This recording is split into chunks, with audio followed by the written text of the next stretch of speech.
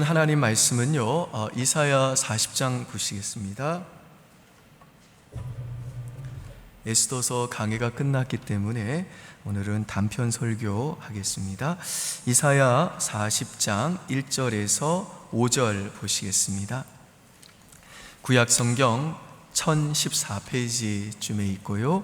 이사야 40장 1절에서 5절입니다.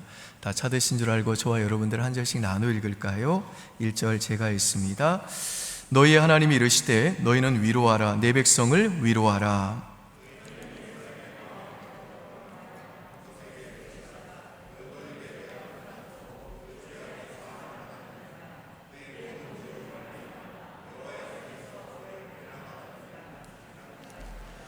외치는 자의 소리여 이르되 너희는 광야에서 여호와의 길을 예비하라, 사막에서 우리 하나님의 대로를 평탄하게 하라.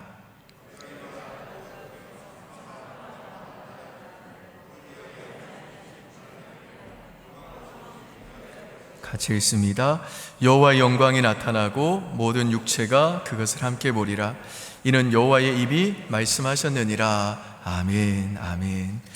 이사야 선지자는 이 주전 740년부터 주전 681년까지 활동했던 선지자입니다. 이사야가 이 활동할 당시에 이 유다 백성은요, 하나님께 지속적으로 반역하고 불순종을 했습니다.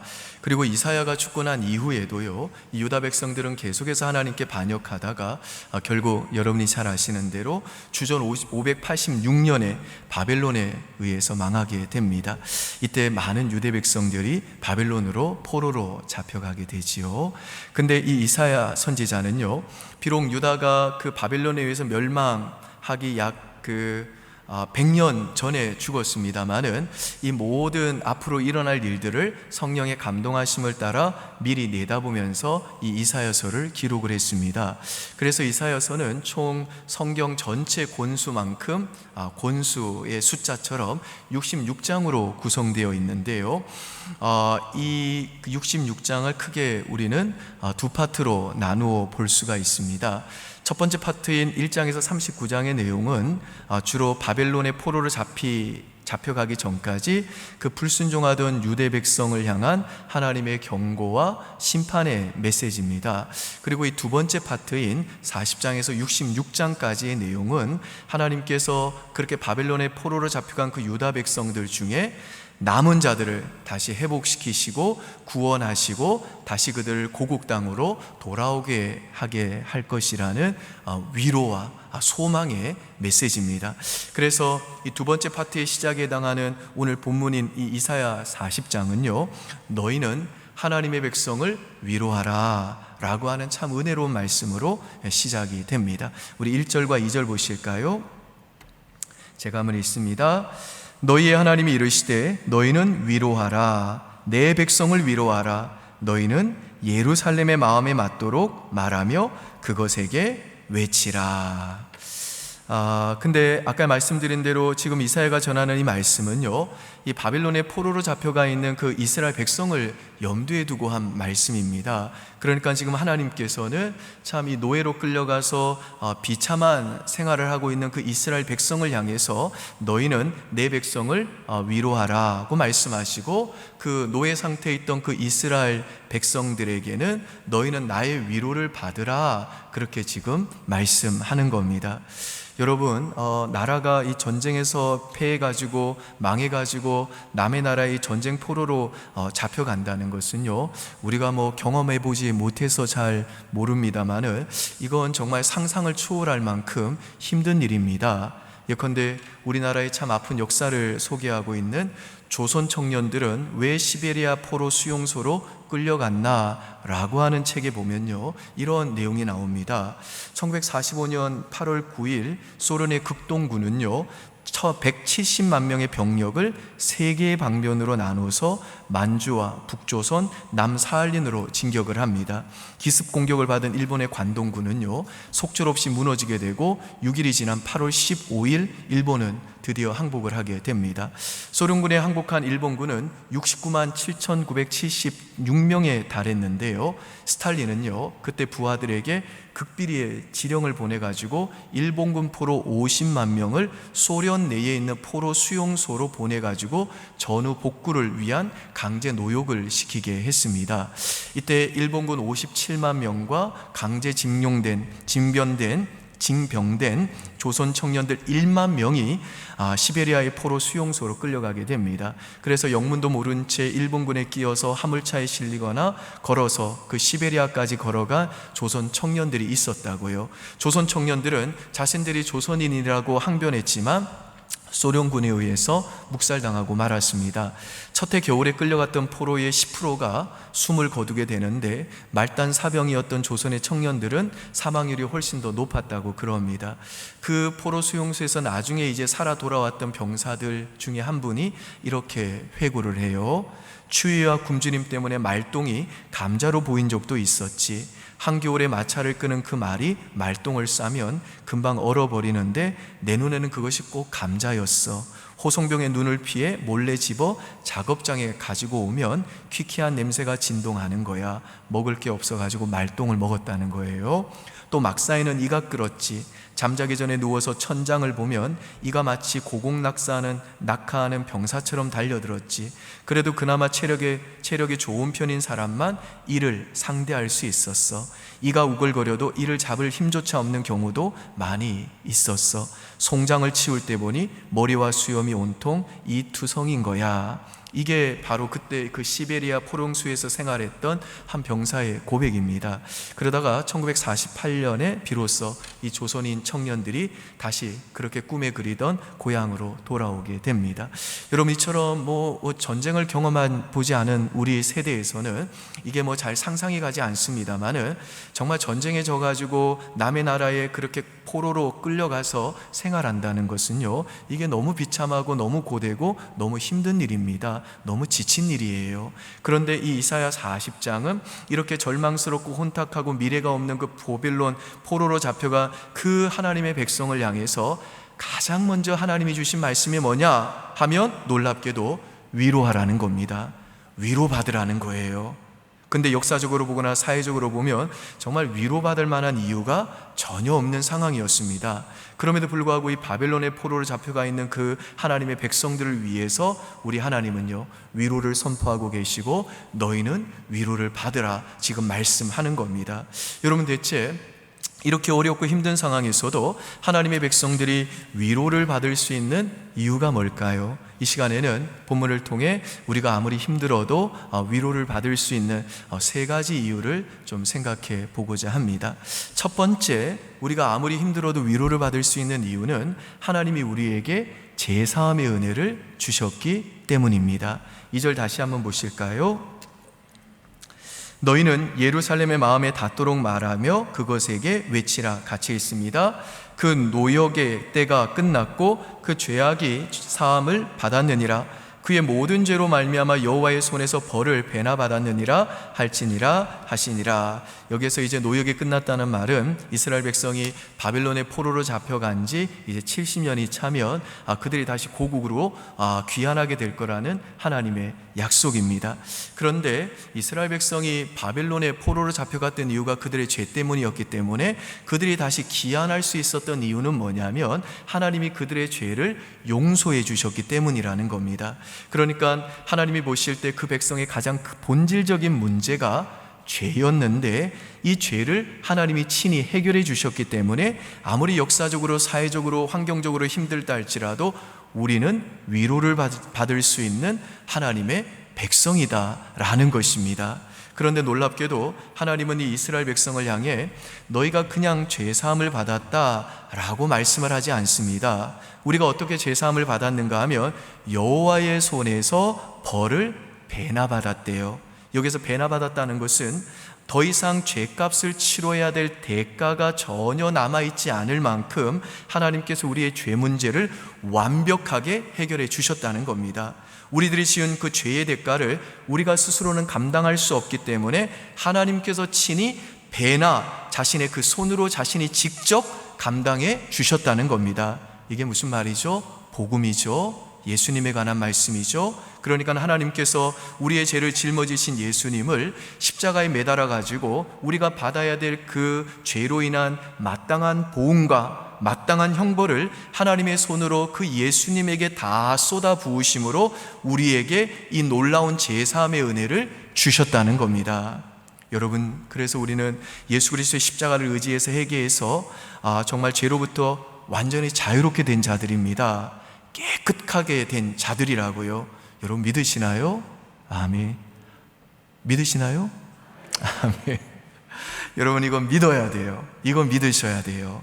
그러지 않으면요, 악한 마귀는요 계속해서 우리에게 와가지고 우리의 죄를 자꾸만 들춰내가지고 너 같은 건 자격이 없어, 네 회개는 가짜야 라고 하면서 자꾸만 우리가 분명히 죄를 회개했음에도 불구하고 하나님은 우리를 용서하셨다고 말씀함에도 불구하고 우리는요 자꾸만 정죄감과 죄책감을 가지게 돼요. 그러면요 우리 환경이 아무리 좋아도요 그 심령에는 위로가 없는 거예요. 그 심령에는 평안이 없는 겁니다. 여러분, 성도가 하나님의 위로를 누리지 못하고 성도가 하나님의 위로를 누리지 못하는 우리 성도의 최대의 적이 뭐냐? 죄책감입니다. 죄책감이 뭐냐? 죄책감이란 내가 이미 회개한 죄를, 그래서 용서받은 죄를 다시 기억하는 것, 그래서 스스로를 괴롭게 만드는 것, 이게 바로 죄책감입니다. 여러분, 우리가 예수 그리스도의 십자가를 의지한다는 건 뭐냐면 이 예수 그리스도를 믿음으로 말미암아 우리가 죄사함을 받고 이 죄책감으로부터 완전히 자유로워진다는 것입니다. 그래서 예수 믿는 우리는요 이 죄책감으로부터 자유해야 되는 겁니다. 예전에 네덜란드의 코리 텐 붐이라고 하는 여성 전도자가 계셨죠. 이분이 제2차 세계대전 때 그 가정이 유대인을 숨겨줬다는 이유로 독일 나치가 이분을 끌고 가서 고문을 했습니다. 옷을 다 벗기고 아주 여성으로서는 참 견디기 어려운 그 수치를 당하게 한 거예요. 근데 이 코리 텐 붐 여사가 나중에 여러 나라를 순회하면서 이제 간증 집회를 하던 중에 어느 날 그 집회 중 한 집회에서 자기를 그렇게 모질게 핍박했던 나치 중에 한 사람을 만난 거예요. 독일 병사를 만났다고요. 비록 나치라 할지라도 예수님 믿고 철저히 회개한 사람은 하나님이 용서해 주잖아요. 이분이 이걸 선포하고 다녔거든요. 그래서 이 코리 텐 붐 여사가 그분을 용서해 주면서 이게 복음이다 그러면서 이분이 한 이야기가 뭐냐면 하나님은 우리의 모든 죄를 다 바닷속에 던져버리셨다. 우리의 모든 죄를 그리스도의 피로 말미암아 씻어주시고 바닷속에 다 집어 던져 넣으셨대요. 그리고 하나님이 그 바다 앞에 팻말을 붙였대요. 낚시금지. 하나님이 우리의 모든 죄를 다 집어 던져 넣으신 그 바다 앞에 낚시금지라고 하는 팻말을 딱 붙여놓았다는 거예요. 그래서 이분이 자기를 심하게 고문했던, 그래서 여자로서는 정말 잊기 어려운, 감당하기 어려웠던 그 수치심을 느끼게 했던 그 독일군을 용서해 주고 난 다음에 그 사람에게 당신 복음 듣고 예수 믿었으니 다시는 죄책감에 사로잡히면 안 된다고, 그게 복음이라고, 내가 다시 한번 묻겠다고, 당신은 정말 예수님 믿냐고, 예수 그리스도의 보혈의 피를 믿냐고, 당신은 정말 당신의 죄를 철저하게 회개했냐고. 그러니까 그 사람이 울면서 내가 회개했다고, 나에게 철저한 회개 기도가 있었다고, 내가 정말 당신에게도 미안하다고, 정말 날 용서해 달라고, 내가 무릎 꿇고 이렇게 빈다고 그러는 거예요. 그러니까 코리 텐 붐 여사가 그 사람한테 그러면 당신의 죄를 저 바닷속에 쳐 집어넣고 낚시금지라고 하는 팻말을 붙이라고, 그리고 더 이상 나를 괴롭혔던 죄까지 포함해서 당신이 과거에 지었던 모든 죄, 그러나 회개한 그 모든 죄로 인한 죄책감 때문에 스스로를 괴롭히지 말라고, 그 죄책감에서 이제는 자유하라고 그랬다는 거죠. 멋있죠? 진짜 복음을 아는 여자죠. 진짜 멋진 여성이죠. 그런데 마귀는 어떻게 하냐? 무슨 놈의 낚시금지야? 그러면서 쌍끌이 어선을 끌어다가 다시 우리 죄들을 다 끄집어내가지고 우리들을 죄책감에 사로잡히게 만드는 겁니다. 그래서 하나님 우리에게 주시는 그 하늘 위로를 누리지 못하게 하고 우리들이 그 죄책감 때문에 소중한 우리에게 주어진 그 현재의 삶을 망치게 만드는 겁니다. 그리고 그 죄책감 때문에 비전을 못 갖게 만들고 꿈을 못 꾸게 만들고 주님의 일을 못하게 만들고 죄책감 때문에 밤낮 빌빌대고 얼굴에 그냥 죄의식만 사로잡혀 있어가지고 하나님의 자녀로서의 그 간증과 능력을 다 잃어버리게 만든다는 겁니다. 그게 마귀가 하는 일이라는 겁니다. 그러므로 사랑하는 여러분, 이 시간 하나님께서 예수 그리스도의 십자가의 보혈을 통해 이미 여러분의 죄값을 완벽하게 지불하시고 완전하게 해결하셔서 여러분을 모든 죄의 형벌과 그 죄책감에서마저도 완전하게 자유하셨음을 믿음으로 마귀 사탄 대적을 대적하시고 이 제사함을 통해 주시는 하나님의 이 하늘 위로 충만히 누리시기를 주님의 이름으로 축원드립니다. 아멘. 두 번째, 우리가 아무리 힘들어도 위로를 받을 수 있는 이유는요, 하나님이 우리와 함께 하시기 때문입니다. 3절과 6절 보실까요? 3절과 6절 같이 한번 읽습니다. 외치는 자의 소리여 이르되 너희는 광야에서 여호와의 길을 예비하라. 사망에서 우리 하나님의 대로를 평탄하게 하라. 골짜기마다 도두어지며 산마다 언덕마다 낮아지며 고르지 아니한 곳이 평탄하게 되며 험한 곳이 평지가 될 것이요 여호와의 영광이 나타나고 모든 육체가 그것을 함께 보리라. 이는 여호와의 입이 말씀하셨느니라. 이 말씀은 이제 장차 세례 요한이 메시아이신 예수님의 오시는 길을 예비한다는 말씀이죠. 그러니까 하나님이신 예수님이 성육신을 통해 자기 백성과 영원히 함께 하신다는 임마누엘의 약속입니다. 그러니까 하나님의 위로는요, 멀리서 우리에게 주시는 위로가 아니라는 거예요. 오히려 하나님의 위로는요, 우리에게 직접 찾아오셔서 우리와 함께 하시는 그 하나님의 임재를 통해 주시는 위로라는 것입니다. 그러니까 우리 하나님은 우리와 함께 하시는 그 임재를 통해서 우리를 위로해 주시는 하나님이시라는 겁니다. 여러분, 세상 사는 게 아무리 힘들어도요, 하나님이 우리와 함께 하시기 때문에 우리에게는 이 땅을 살아갈 때 하늘 위로가 있는 겁니다. 우리가 아무리 외로울지라도, 우리가 아무리 두려울지라도 우리의 피난처 되시는 하나님이 우리와 함께 계십니다. 우리들이 아무리 실족해서 넘어질지라도 우리를 용서해 주시고 회복시키시는 우리와 함께 하시는 아버지가 계신다고요. 여러분, 하나님이 우리와 함께 하시는 임마누엘의 복보다 더 큰 위로는 없습니다. 그래서 우리가 성경을 보면요, 하나님이 그 백성을 향해 거듭거듭 하시는 말씀이 뭐냐면, 너희는 두려워하지 말아라, 걱정하지 말아라, 강하고 담대하라 하시는데 그 이유가 뭐냐? 내가 너와 함께하기 때문이다 라고 말씀하시는 겁니다. 여러분, 한번 생각해 보십시오. 여러분들이 어디 여행을 간다고 그럴 때 제일 기쁜 여행이 뭐예요? 내가 신뢰하고 나를 정말 사랑하고 나도 사랑하고 나를 정말 좋아해 주는 사람과 함께 여행할 수 있다 그러면 그거보다 좋은 게 없겠죠. 그렇지 않겠습니까? 축구 시합도 한번 생각해 보십시오. 제가 이래봬도 축구 굉장히 잘했습니다. 그래서 예전에 친구들끼리 축구를 하면요, 보통은 저쪽이 한 6명 정도 되고 우리 편이 3명 정도 돼도요, 제가 들어가면요 다 이기고 그랬어요. 그래가지고 제가 한 번은 축구를 워낙 잘한다는 게 소문이 나가지고 어떤 아이가 저한테 찾아와가지고 형 좀 축구를 가르쳐 달래요. 걔가 그때 초등학생이고 제가 중학생이었는데 자기가 축구를 너무 좋아하니까 축구를 좀 제가 가르쳐 줘봤더니 얘가 잘하는 거예요. 얘 참 잘한다 해서 제가 그 아이를 제자로 삼아 가르쳤어요. 그 아이가 나중에 송종국이 됐잖아요. 송종국. 죄송합니다, 자랑해서. 만약 여러분들이 이게 축구 시합 같은 거 한번 한다고 해보세요. 그러면 여러분이 호날두하고 메시하고 이렇게 같은 팀 된다고 해보세요. 저나 여러분 한 명 정도 끼어도 상대팀 너끈히 이기겠죠. 그렇죠. 그러니까 내가 좋아하는 사람과 함께 할 때, 또 내가 강력한 사람과 함께 할 때 그 승부는요, 나에게 승리가 주어지게 되고 인생의 경기에 임하는 우리의 태도도 달라지게 되고 우리의 속사람과 겉사람이 완전히 달라지게 된다는 겁니다. 그런데 인간과는 비교할 수 없는 하나님이 우리와 함께 해주신대요. 정말 하나님이 우리와 함께 해주신다라고 하는 임마누엘의 약속은요, 정말 약속 중에 최고의 약속인 겁니다. 여러분, 기도가 왜 중요합니까? 하나님이 우리에게 위로해 주실 때 최고의 위로가 뭐예요? 두세 사람이 내 이름으로 모인 곳에 내가 너희와 함께 하는 것, 그게 우리에게 최고의 위로잖아요. 이건 정말 진짜 우리의 정신을 나가게 만들 정도로 황홀한 우리의 기쁨을 주는 너무너무 큰 위로인 겁니다. 우리 두세 사람이 모이면 하나님이 그 자리에 임재하신대요. 우리 모임 중에 함께 하신대요. 따라서 하나님께서 우리와 함께 하심을 우리가 간절히 원한다면요, 간단한 겁니다. 그냥 모여서 우리가 함께 기도하면 되는 겁니다. 우리들이 모여서 기도할 때마다 하나님이 두세 사람의 내 이름으로 모인 곳에 내가 너희와 함께 하리라 약속하신 그 신실한 약속을 지키시어 우리와 함께 하시고, 우리가 그 하나님이 함께 하실 때 우리는요, 하나님이 우리에게 주신 그 위로를 통해 새 힘을 얻게 된다는 것입니다.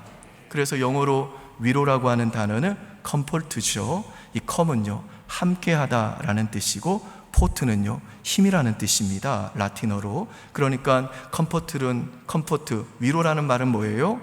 힘이 함께하다는 겁니다. 그러니까 하나님이 우리를 위로해 주신다라는 말은 뭐냐면, 하나님이 우리와 함께 하셔서 하나님의 힘을 우리에게 주심으로 우리를 다시 능력으로 회복시켜 주신다는 겁니다. 믿으시나요, 여러분? 아멘. 바라기는 오늘 우리가 드리는 이 찬양과 기도를 통해 우리와 함께 하사 내가 너와 함께 하니까 너 두려워하지 말아라, 너 걱정하지 말아라, 너 강하고 담대하라고 그렇게 말씀해 주시고 우리에게 힘을 주시는 이 하나님의 위로가 또 오늘 저와 여러분의 심령 속에 가득 하시기를 주의 이름으로 축원합니다. 마지막 세 번째, 우리가 아무리 힘들어도 위로받을 수 있는 이유는 하나님이 전능한 능력을 가지고 우리와 함께 하시기 때문에 그렇습니다. 우리 3절과 4절 다시 한번 보실까요? 제가 3절 읽을 테니 여러분 4절 한번 읽으시죠. 외치는 자의 소리여 이르되 너희는 광야에서 여호와의 길을 예비하라, 사막에서 우리 하나님의 대로를 평탄하게 하라.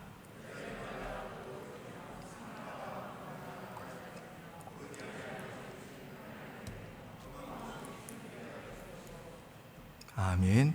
이 말씀에서 보시듯이 우리 하나님은 어떤 분이시냐면요, 골짜기와 산과 언덕의 그 모든 높은 부분들, 고르지 못한 그 모든 곳들을 평탄케 하사 대로가 되게 하시는 전능하신 하나님이십니다. 이 하나님이 그 전능하신 능력을 가지고 우리를 찾아오셔서 우리와 함께 하시기 때문에 우리는요, 아무리 힘들어도 위로를 받을 수 있다라는 겁니다. 그래서 우리가 사도신경을 고백할 때마다 전능하사 천지를 만드신 하나님 아버지를 내가 믿사오며 라고 우리의 신앙 고백을 하잖아요. 우리가 상상할 수 없을 정도로 광대한 이 우주 만물을 지으시고 또 주관하시는 그 하나님이요, 우리 하나님이시고 그 하나님이요, 내 편이 되시고 자기 아들을 우리에게 주셔서 그 아들이 육신을 입고 오심으로 우리를 위해 죽으실 뿐 아니라 다시 살아나셔서 지금도 하나님 우편에서 우리를 위하여 간구하고 계시는데 어찌 우리가 이 하늘의 위로를 모르고 살 수 있겠습니까? 여러분, 우리가 주기도문을 봐도요, 그 내용이 참 아름답잖아요. 거기에 보면 먼저 아름다운 네 가지 결단이 나오죠. 첫 번째는요, 내 뜻이 아닌 하나님 나라와 그 뜻을 위해 살겠다는 결단이 나오고, 두 번째는요, 나와 더불어 사는 사람들과 함께 일용한 양식으로도 자족한 삶을 살라는 것이 나오고, 세 번째는요, 사람의 허물을 용서하는 결단이 나오고, 네 번째는 세상의 그 유혹과 죄악으로부터 구별된 거룩한 삶을 살겠다는 네 가지 결단이 나옵니다. 근데 여러분, 이런 아름다운 결단의 삶이 가능한 이유가 뭘까요? 우리가 이 아름다운 결단을 위해 하나님께 은혜로 구할 수 있는 기도의 그 이유가 뭘까요? 그 주기도문 그 마지막 구절에 보면 나라와 권세와 영광이 영원히 아버지의 것입니다. 아멘. 그러죠. 그런데 이 개역 성경에는요, 헬라 원문에 한 단어가 빠져 있습니다. 그게 뭐냐면 대개라는 말이 빠져 있어요. 이전에 우리가 했던 주기도문에는 대개가 나와 있잖아요. 이 대개가 뭐죠? 영덕 대개 아닙니다. 그리고 이 대개는요, 영어로 almost, 거의라는 뜻도 아니에요. 헬라 원문을 보면요, 이 대개는 호티라고 하는 헬라어인데, 호티가 뭐냐? 영어로 because예요. 왜냐하면 이라고요. 그래서 주기도문의 그 마지막 부분을 원문 그대로 번역하면 이겁니다.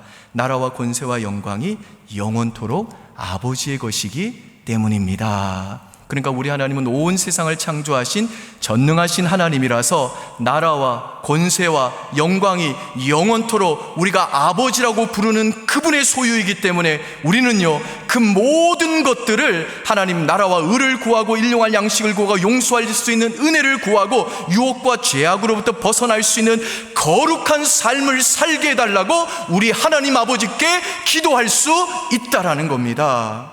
그래서 우리가 왜 어려워도 감사해야 하는가 하면 나라와 권세와 영광이 아버지 것이기 때문입니다. 왜 우리가 용서해야 됩니까? 나라와 권세와 영광이 아버지의 것이기 때문입니다. 왜 우리가 두려워하면 안 됩니까? 나라와 권세와 영광이 아버지의 것입니다. 즉 전능하신 하나님이 이 세상을 다스리시는데 그 하나님이 바로 우리의 아버지시기 때문이라는 겁니다. 그리고 하나님이 다스리시기 때문에 우리는 하나님 나라와 의를 향해 달려갈 수 있다라는 겁니다. 그리고 이 전능하신 하나님이 우리에게 찾아오시고 우리와 함께 하시고 그 능력의 팔로 우리를 안아주시고 보호하시고 인도하시고 우리의 모든 피로를 채워주시기 때문에 우리는요, 때로 인생을 살 때 힘들어도, 아무리 힘들어도 하늘 위로를 받을 수 있다라는 겁니다. 아멘이시죠, 여러분? 아멘. 이 모택동 시절에 중국 지하 교계의 지도자 중에 왕명도 목사님이라는 분이 계셨어요. 줄여서 왕 목사님이라고 할게요. 이 왕 목사님 이분이 공안에 체포돼가지고 끔찍한 고문을 당했습니다. 근데 공안들이 왜 이 왕 목사님을 핍박했느냐 하면 이 왕명도 목사님이 교계에서 가장 존경받는 지도자였기 때문에 굉장한 영향을 가진 분이기 때문에 이분이 이제 예수를 부인하게 되며 지하교회 성도들이 쉽게 예수님을 부인할 거라고 이 공안들이 이 왕명도 목사님을 집중해서 핍박을 한 겁니다.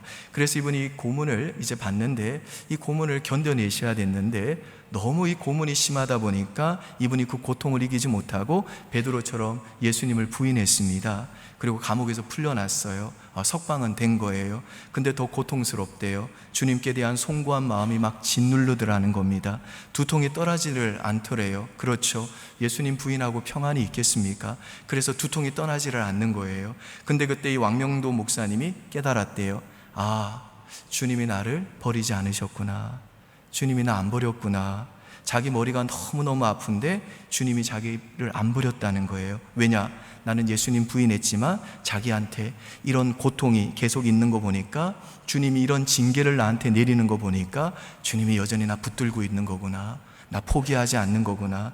여전히 날 사랑하는구나. 여전히 날 버리지 않았구나. 주님이 나 사랑하시니까 내게 이런 고통이 계속 있는 거구나. 이게 주님의 은혜구나. 이걸 깨달았대요. 그리고 자기에게 두통이 온 게 주님의 사랑 어린 징계이고, 그건 주님이 자기를 포기하지 않고 여전히 자신을 붙들고 있는 은혜임을 깨달은 순간에 이분이 북경 거리로 나간 거예요. 그리고 자신의 목에 큰 간판을 달았대요. 그 내용이 뭐냐? 제 이름은 베드로입니다. 저는 저를 사랑해 주신 주님을 배신했습니다.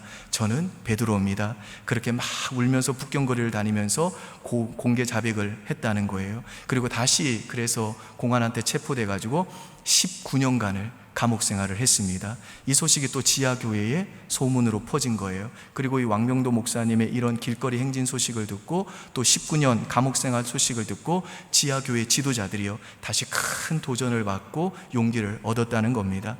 그리고 이 왕명도 목사님이 이 사건 이후에 중국 그 지하교회 지도자들이 굳건하게 막 세워지고 부흥을 했다라는 거예요.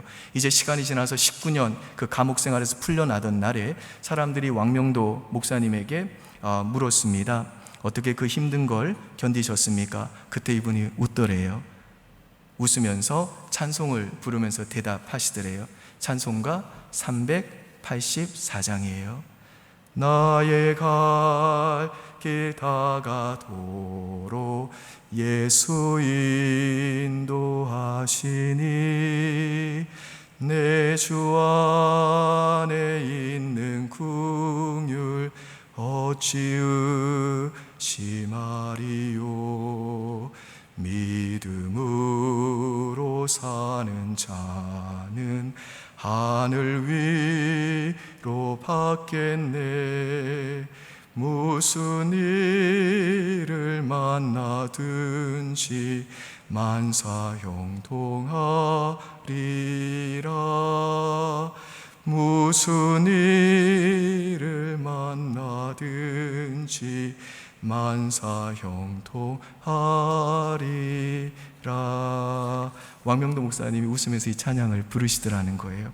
몸은 늙었고 손가락 마디마디가 고문의 흔적으로 뒤틀렸고, 또 사모님은요 앞을 못 보는 지경이 됐는데 왕명도 목사님의 그 눈빛은요 초롱초롱 빛나고 있더래요. 그리고 그 빛나는 눈빛으로 찬송가 이 384장 부르신 거예요. 그러면서 이렇게 얘기하셨대요.